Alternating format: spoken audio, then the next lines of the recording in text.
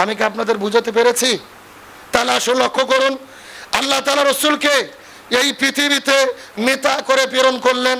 রসুলের নেতৃত্ব যদি মানতে চাই, রসুলের আদর্শ যেখানে আছে সে তাদেরকেই আদর্শ হিসেবে আমাদের মানতে হবে। এখন আসেন মূল কথায়, আল্লাহ তাআলা রসুলকে পৃথিবীতে প্রেরণ করলেন। রসুলের মূল মিশন এবং ভীষণটা কি ছিলেন?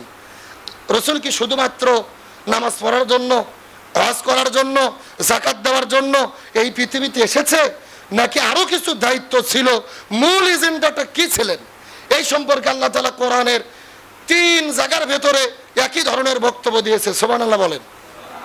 আপনারা যদি চান নোট করে নিতে পারেন। কোরআনের 3 জায়গার ভেতরে আল্লাহ তাআলা একই বক্তব্য দিয়েছেন। সূরা তাওবার 33 নম্বর আয়াত, সূরা আল ফাতির 28 নম্বর আয়াত, সূরা সফের 9 নম্বর আয়াত। আল্লাহর কোরআন বলেছেন, ওয়াল্লাযী আরসালা রাসূলাহু বিল হুদা ওয়া দীনিল হাক্কি লিইয়ুযহিরাহু আলা দ্বীনি কুল্লিহি ওয়ালাউ কারিহাল মুশরিকুন। আল্লাহ তাআলা বলতেছেন, এই পৃথিবীতে আমি নবীকে প্রেরণ করেছি শুধু নামাজের জন্য নয়, শুধু হজের জন্য নয়, শুধু যাকাতের জন্য নয়। রাসূলকে পৃথিবীতে প্রেরণ করা হয়েছে পৃথিবীতে অবস্থিত সমস্ত তন্ত্র মন্ত্রের উপরে ইসলামকে বিজয় করার জন্য। সুবহানাল্লাহ বলেন। তার মানে বোঝা গেল রসুলকে পৃথিবীতে প্রেরণের মূল উদ্দেশ্য ছিল জমিনের সকল জায়গায় কার দিন বিজয় করা? আর একটু জোরে বলতে হবে। নামাজ, রোজা, হজ, যাকাত মূল বিষয় নয়। রসুলকে প্রেরণ করেছেন দিন বিজয়ের জন্য। এখন আপনাদের কাছে আমার প্রশ্ন, এটা কি শুধু রসুলের দায়িত্ব ছিল? না, বরং এই পৃথিবীতে যত নবী রাসূল এসেছে সব নবী রাসূলের একই দায়িত্ব ছিল।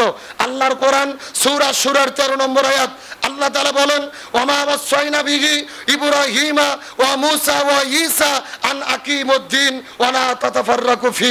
আল্লাহ তাআলা বলেছেন, এই পৃথিবীতে হযরতে মূসা, হযরতে ঈসা, ইব্রাহিম আলাইহিস সালাম, আমি যত নবী রাসূল প্রেরণ করেছি সব নবী রাসূলের দায়িত্ব ছিল তারা যেন জমিনে দ্বীন কায়েম করে। ওয়া লা তাতাফাররাকু ফি, তোমরাও যদি মুসলমান হও দ্বীন কায়েমের আন্দোলন করতে হবে, এতে কোনো মত পার্থক্য করা যাবে। আপনি মাদ্রাসায় পড়তেছেন, পড়েন। আপনি কলেজে পড়তেছেন, পড়েন। আপনি স্কুল, কলেজ, ভার্সিটি, কওমি আলিয়া যেখানে পড়তেছেন পড়েন। তবে আপনি যদি মুসলমান বলে দাবি করেন এই জমিনে দ্বীন কায়েমের কাজ করতে হবে, ইসলামী আন্দোলন করতে হবে, এই ব্যাপারে দলাদলি মত পার্থক্য করা যাবে না। এটা কার কথা? এখন আমরা যদি সেটা মেনে না চলে মত পার্থক্য করি, সেটা আমাদের জন্য হবে হারাম, কবিরা গুনাহ। এখন আপনাদের কাছে আমার প্রশ্ন, যেই দ্বীন কায়েমের আন্দোলন রসুল করেছেন, সাহাবীরা করেছেন, সমস্ত নবী রাসূল করেছেন, আল্লাহ তাআলা আমাদেরকেও শহীদি কাফেলায় কবুল করেছেন, আলহামদুলিল্লাহ পড়ি। আরেকটু জোরে বলেন আলহামদুলিল্লাহ। কিন্তু যদি সেই দ্বীন কায়েমের আন্দোলন রসুলের ওয়ারিস হিসাবে ওই দাওয়াতি কাজ আমরা করতে যাই, বিপদ বালা মুসিবত আছে না নাই? আপনি যত ভালো মানুষ হন, আমি তো মনে করি বাংলাদেশে জামাত ইসলাম, ইসলামী ছাত্র শিবির, আমরা ইসলামী দল করি, আমাদের চাইতে ভালো মানুষ, ইসলামপন্থীদের চাইতে ভালো মানুষ কি আছে নাকি? আমরা ইসলাম অনুসরণ করি। যারা জাতীয়তাবাদের রাজনীতি করে, ধর্মনিরপেক্ষতাবাদের রাজনীতি করে, ওদের ব্যাপারে যত ষড়যন্ত্র তার চাইতে আমাদের ব্যাপারে বেশি ষড়যন্ত্র। তার কারণ হলো এই ষড়যন্ত্র রসুলের বিরুদ্ধেও ছিল কি ছিল না? আমার নবীজিকে 1 নয় 2 নয় 27 বার হত্যার টার্গেটের শিকার করা হয়েছে। রসুলের আদর্শ মানতে চান, মিষ্টি খাওয়া সুন্নাত, আমরা মিষ্টি খাওয়া সুন্নাত পালন করতে চাই, কিন্তু দাঁত ভাঙা সুন্নাত পালন করতে চাই না। আমরা যদি বলি মিষ্টি খাওয়া সুন্নাত, সবাই বলে সুবহানাল্লাহ, তার মানে আরো খাবার চাই। কিন্তু যখনই বলি জেলে যাওয়া সুন্নাত, রক্ত ঝরানো সুন্নাত, জিয়াদ করা সুন্নাত, তখনই এক দল বলে যে এরা রাজনীতি করে। এরকম লোক আছে না নাই? তার মানে এদের মিষ্টি খাওয়া ভালো লাগে, শরীরে রক্ত ঝরানো ভালো লাগে না, জিয়াদ ভালো লাগে না, দাঁত ভাঙা ভালো লাগে না। রসুলের আদর্শ যদি মানতে চান, মিষ্টিও খেতে হবে, প্রয়োজনে দিনের জন্য দাঁত ভাঙতে হবে, রক্ত ঝরাতে হবে, এটাই হলো ঈমানের দাবি। কিন্তু আমরা শুধু মিষ্টি মিষ্টি সুন্নাত পালন করতে চাই, বিপদ বালা মুসিবতের ভেতরে যখনই চলে আসবে আমরা সেটা মানতে চাই না। আজকে বাংলাদেশে ইসলামী ছাত্র শিবিরকে নিয়ে ষড়যন্ত্র কম না বেশি? জন্মের পর থেকে ষড়যন্ত্র শুরু হয়েছে। আমরা ভেবেছিলাম 24-এর গণ অভ্যুত্থানের পরে এই ষড়যন্ত্র বন্ধ হয়ে যাবে, নতুন একটা বাংলাদেশ আমরা দেখব।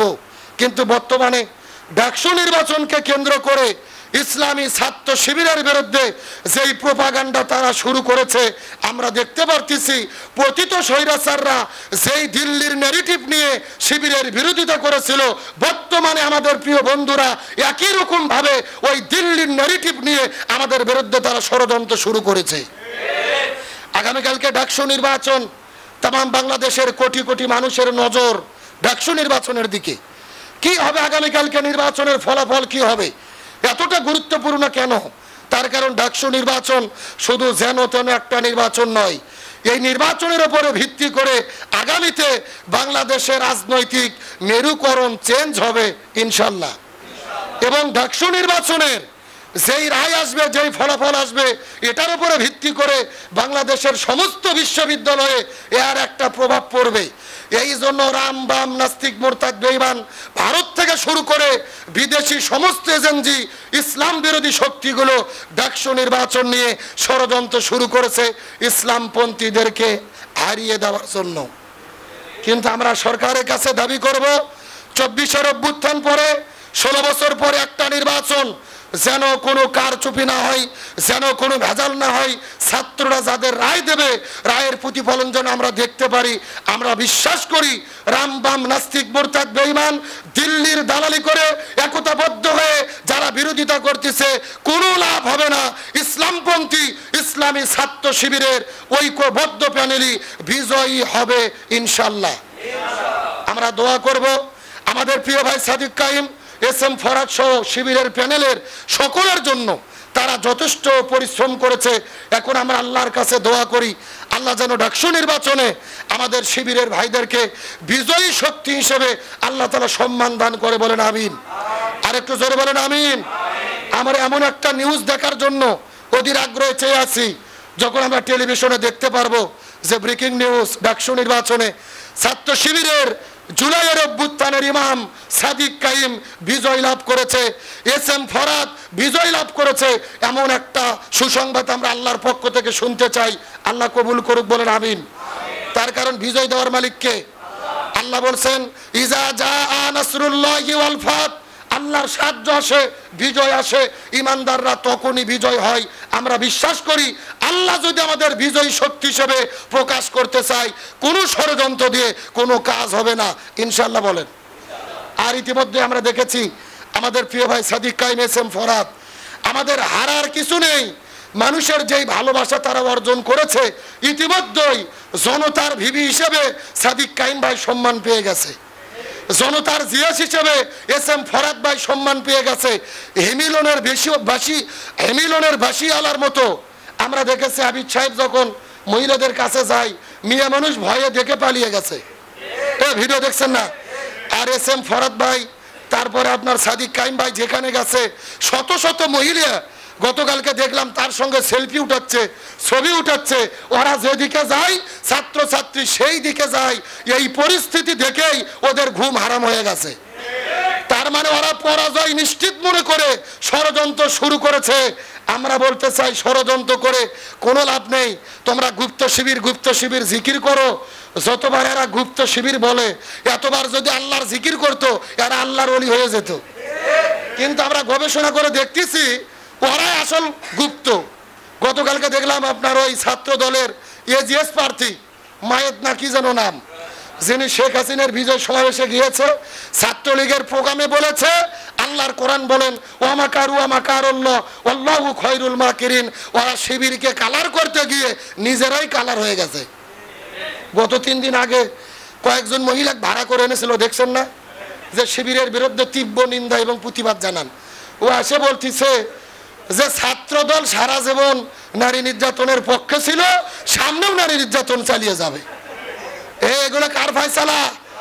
ও বলতে চাইছে শিবিরের বিরুদ্ধে, বের হয়ে গেছে শিবিরের পক্ষে। তাফসিরে এসেছে হযরতে মূসা আলাইহিস সালামের বিরুদ্ধে, চরিত্রের বিরুদ্ধে কথা বলার জন্য কারণ একটা মহিলাকে ভাড়া করেছিল। ওই মহিলা সমাবেশে যাওয়ার পরে মুসা নবীর বিরুদ্ধে না বলে ও বলতিছে, আমি কসম করে বলতেছি মুসার মতো ভালো মানুষ আমি পৃথিবীর দেখি নাই। সুবহানাল্লাহ বলেন। তার তার মানে বোঝা যায় আপনি যতই ষড়যন্ত্র করেন সত্য প্রকাশ করে দেবে কে? হকের বিজয় করে দেবে কে? সুতরাং নতুন করে শিবিরকে দিল্লির দাসত্ব নিয়ে রাজাকার ট্যাগ যারা বলবে, একদল রাজাকার বলে পালাতে বাধ্য হয়েছে, নতুন করে যারা রাজাকারের জিকির করবে এদেরও পতিত স্বৈরাচারের মতো এই দেশ ছাড়তে হবে। তার কারণ ওই সেই 16 বছরের স্বৈরাচারের ন্যারেটিভ এই বাংলাদেশ আর চলবে না। তাই আসুন আমি আপনাদের মধ্যে বলতে চাচ্ছিলাম, আমরা যদি দিনের কাফেলার মধ্যে থাকি, ইমানের পরীক্ষা কে গ্রহণ করবেন? আসেন, যেহেতু আলোচনা করতেছিলাম রসুলের সিরাত সম্পর্কে, আমি বাইরের দিকে যেতে চাই না, আলোচনার মূল পয়েন্টে আসি। আলোচনা করতেছিলাম রসুলের জীবন মেনে চলা আল্লাহ তাআলা ফরজ করেছেন 3টা কারণে। প্রথম নম্বর কারণ, রসুলের মধ্যে রয়েছে শ্রেষ্ঠ আদর্শ। মুখস্থ করেন, প্রথম নম্বর কারণ রসুলের মধ্যে শ্রেষ্ঠ কি আছে? আদর্শ। 2 নম্বর কারণ, আল্লাহ তাআলা পবিত্র কোরআনুল কারীমের সূরা কলমের 4 নম্বর আয়াতের মধ্যে বলেন, ওয়া ইন্নাকা লাআলা খুলুকিন আযীম, আমি রসুলের ভেতরে দিয়েছি সবচাইতে উত্তম চরিত্র। এই পৃথিবীতে যত মানুষ এসেছে, কিয়ামত পর্যন্ত যত মানুষ আসবে, রসুলের মতো উত্তম চরিত্রওয়ালা আর কেউ হবে না। আম্মাজান মায়েশা সিদ্দিকার কাছে কিছু সাহাবীরা যাওয়ার পরে জিজ্ঞেস করেছেন, আম্মাজান মায়েশা সিদ্দিকা, আপনি একটু বলেন তো দেখি রসুলের চরিত্রটা কেমন ছিল? আয়েশা সিদ্দিকা বলেন, তোমরা কি কোরআন পড়ো নাই? সাহাবীরা বলে, হ্যাঁ আমরা কোরআন পড়েছি। রসুল বললে, আয়েশা সিদ্দিকা বললেন, তাহলে ভালোভাবে জেনে নাও, পবিত্র কোরআন ছিল যেমন, আমার নবীজির চরিত্রটাও ছিল তেমন। তাহলে রসুলকে ফরজ, রসুলের জীবন মেনে চলা ফরজ। 2 নম্বর কারণ হলেন রসুলের ভেতরে আল্লাহ তাআলা দিয়েছে শ্রেষ্ঠ চরিত্র। 1 নম্বর কারণ রসুলের মধ্যে কি আছে? শ্রেষ্ঠ আদর্শ। আর 2 নম্বর হলো শ্রেষ্ঠ চরিত্র। রসুলের জীবন মেনে চলা ফরজ, তার পেছনে 3 নম্বর কারণ সূরা আম্বিয়ার 107 নম্বর আয়াত। আল্লাহর কোরআন বলেছেন, ওয়ামা আরসালনাকা ইল্লা রাহমাতাল লিল আলামিন, আমি রসুলের মধ্যে দিয়েছি সর্বশ্রেষ্ঠ রহমত। আসমান জমিন, গ্রহ পর্বত নক্ষত্র জ্যোতিষ্ক মণ্ডলী নিহারিকা, পুরো পৃথিবীতে যা কিছু দেখা যায়, আমি যত জগৎ সৃষ্টি করেছি প্রত্যেকটা জগতের রহমত স্বরূপ আমি আমার নবীকে প্রেরণ করেছি। বলেন সুবহানাল্লাহ।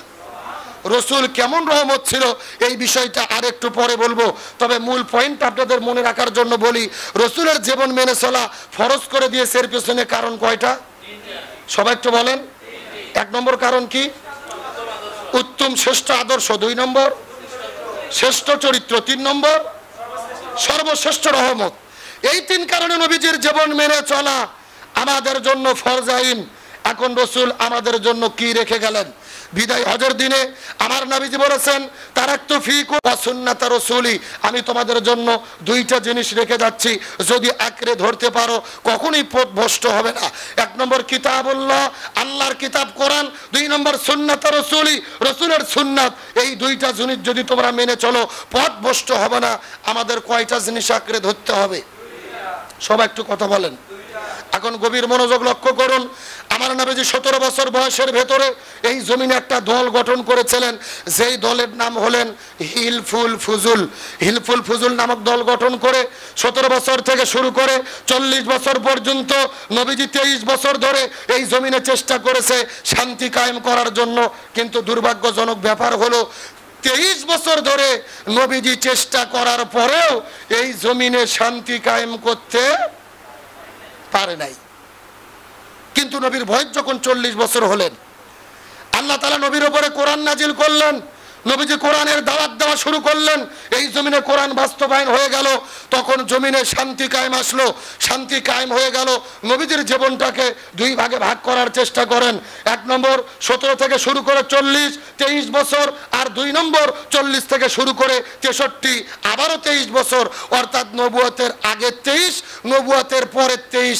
আগের 23 বছর নবী চেষ্টা করলো, তার দল দিয়ে শান্তি কায়েম করতে পারলো না। কিন্তু পরের 23 বছরে নবীজি কেন শান্তি কায়েম করতে পারলো?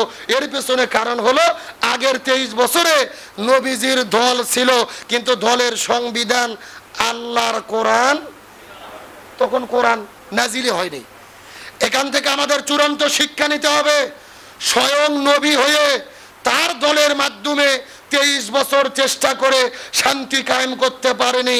তার মানে বোঝা গেল বর্তমানে বাংলাদেশে যতগুলো দল আছে এই জমিনে শান্তি কায়েম করতে চাচ্ছে, ওই দলের দ্বারা শান্তি কায়েম সম্ভব হবে না যেই দল আল্লাহর কোরআনের সংবিধান দিয়ে পরিচালিত হয় না। কথা কি ক্লিয়ার না ভেজাল আছে? একদম ক্লিয়ার। যেই দল নিজেরাই কোরআন দিয়ে চলে না, ওদের নিজেদের মধ্যে তো মারামারি করে এক বছরে 110 জন কুপকাত, জানেন না? তাহলে যেই দলের নিজেদের কর্মীর কাছে নিজেদের কর্মীরা নিরাপদ নয়, ওরা কি দেশের নিরাপদ দিতে পারবে? এই আলোচনার মূল মেসেজ হলো কোরআন ছাড়া জমিনে শান্তি কায়েম হবে না। বাবার নীতি বেটির নীতি, চাচার নীতি চাচির নীতি, ভারতের নীতি, কালমার্সের নীতি, লেনিনের নীতি, ব্রিটিশের নীতি আর আমেরিকার নীতি দিয়ে এই জমিনে শান্তি কায়েম হবে না। শান্তি কায়েম করতে গেলে কোরআনের নীতি কায়েম করতে হবে।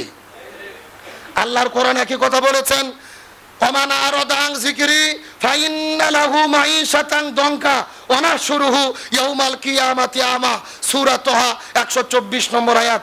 আল্লাহর কোরআন বলেছেন এই জমিনের ভেতরে যারা কোরআন মেনে জীবন পরিচালনা করবে না, আমি আল্লাহ তাদের জীবনে কোনো শান্তি রাখবো না।